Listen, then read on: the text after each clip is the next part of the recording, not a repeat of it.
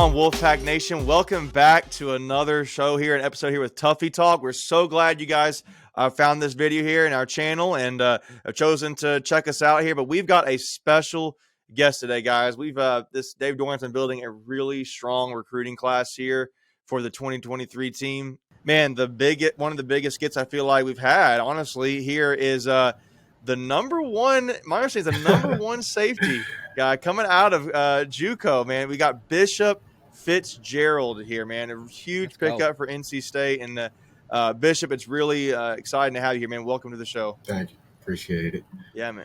Yeah, man.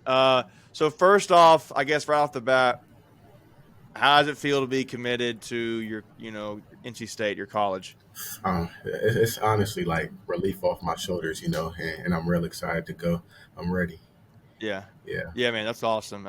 So Bishop, for those who don't know, he again, I mentioned earlier, he is from Woodbridge, Virginia. Is that right? Yeah, that's right, Woodbridge, right? Yeah. Make sure I got you. Yeah, you're up there in Greg's neck of the woods right exactly. now. Yeah, we're neighbors. Yeah. And then, but he's playing right now at Coffeyville Community College, or I think is it Community College? Is that what it is? Is it CC? Yeah. Coffeyville. And man, he's put up some big stats here, and I'll read that. He's got 50 tackles, 8 PB pass breakups, 6 interceptions, 2 fumble recoveries. It led him to be basically an All-American as a defensive back. And so, I guess. Bishop, what is it like playing at Coffeyville? What has that experience been like for you? What led you there? And start with that. So, out of high school, I was really a quarterback, to be honest. That was kind of my main position, quarterback. And coming out, I didn't really have nothing to go to, like no colleges. I could have went to Lackawanna to play quarterback, but I didn't really think I was going to get, no Division I as a quarterback. So I took the JUCO route up here, and this season, it was one of the more stacked seasons competition-wise. We had a lot of D1 players, but I feel like I just had a good season, good defensive scheme around me. Well, I'll ask this question right here, and I'll let you go. But what you said, quarterback. So what led you to the transition to DB? How did that happen?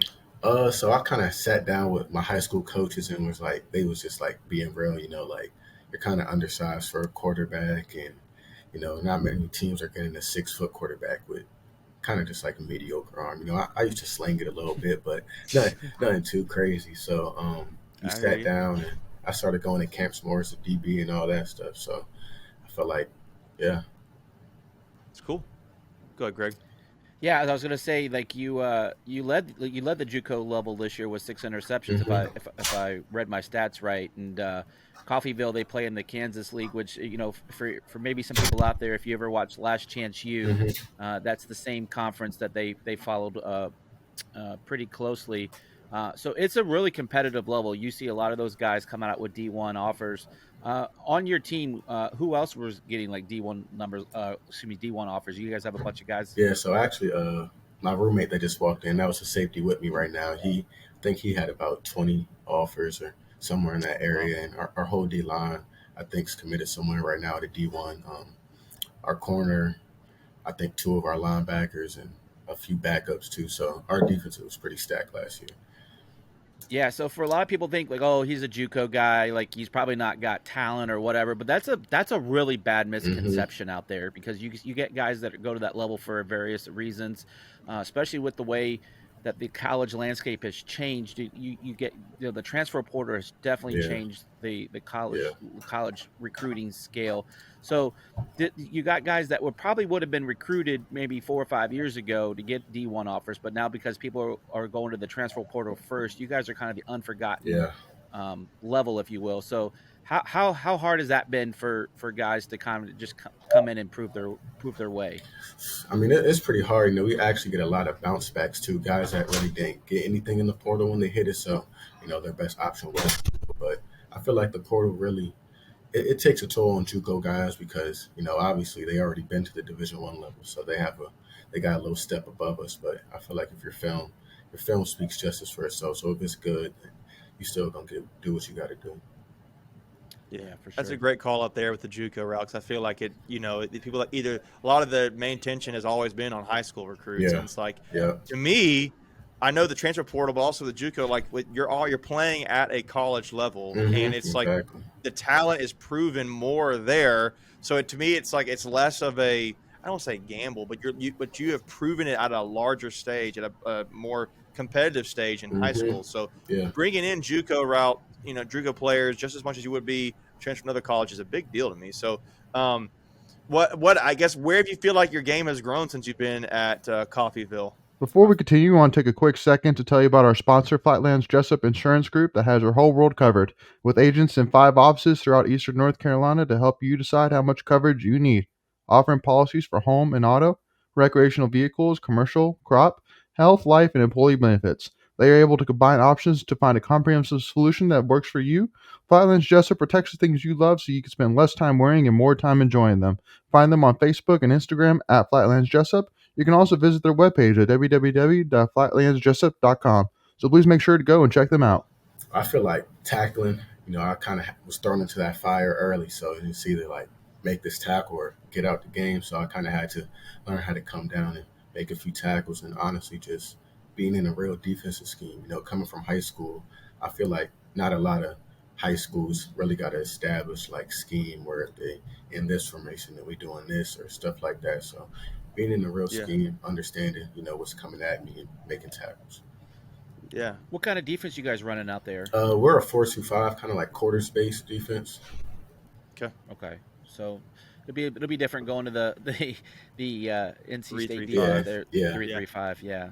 So I was like, what kind of conversation I guess have you had with Dorn or Gibson or who I guess who was your lead recruiter? I don't even know who that worked out. It was DeFore, but honestly, it was all of them. To be honest, they did a really good job. But that's awesome. So what do they say the transition would be like, going from the 4-2-5 to the 3-3-5? What are your thoughts about that?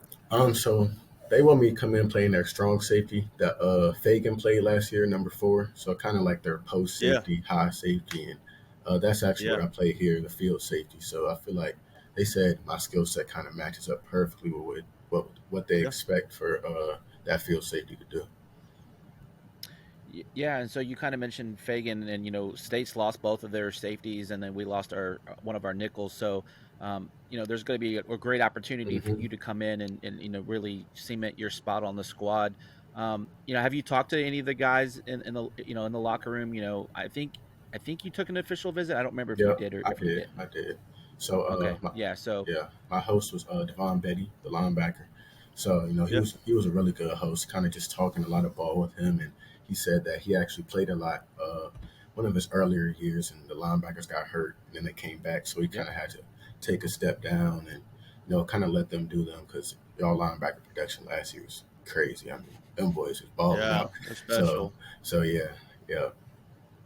No, I think that too. But I mean, I'll tell you what, man.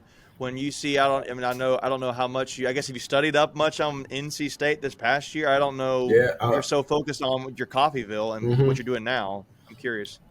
I mean, I watched NC State. I kind of got into them like 21 when y'all beat Clemson. I mean, that was kind of caught my eye. Obviously, y'all was balling, but I kept up with y'all definitely. Cool. That's cool. Yeah, I was curious. That I guess was that your first experience of NC State? You're in Virginia, so you're not too far away. But what is that like for you? Was it really that game? Was that the game that like, man, hey, I need to start paying attention? Or I mean, how did that work? Honestly, it was just the defense. Like you watch the 3-3-5, and you see all the different pressures they're getting there, and different like looks they giving, catching picks and all that. It's just a fun defense to watch. So as a defensive back, watching that, you like, dang, like.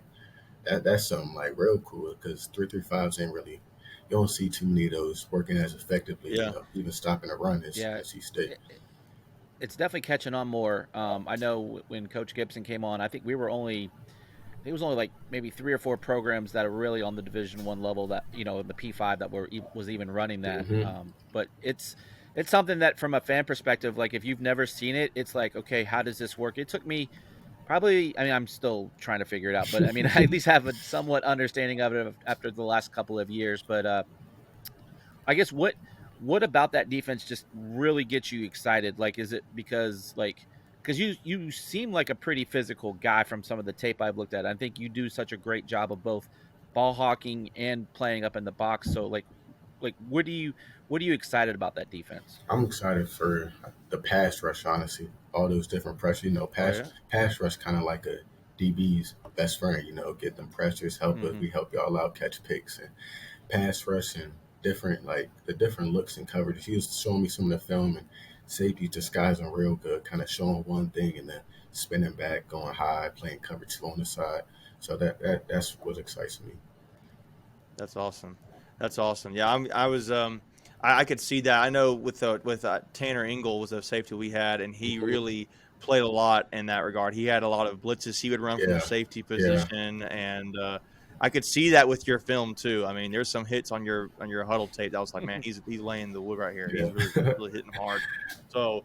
Well, that's cool, man. Well, I mean, I'm really excited that you are coming to NC State, and for the NC State fans watching this episode, we're gonna kick it over at episode 2 here in a second, just so we can, get to talk more about NC State, how Bishop is learn more about them and what that looks like, him blending into the team. But yeah, Bishop, we're really excited that you've come to be part of NC State, hmm committed, and for the NC State fans, though, thank you for checking out this episode. Be sure to like and subscribe to this channel and share with all the NC State Wolfpack Nation, so we can get them to know Bishop and yeah.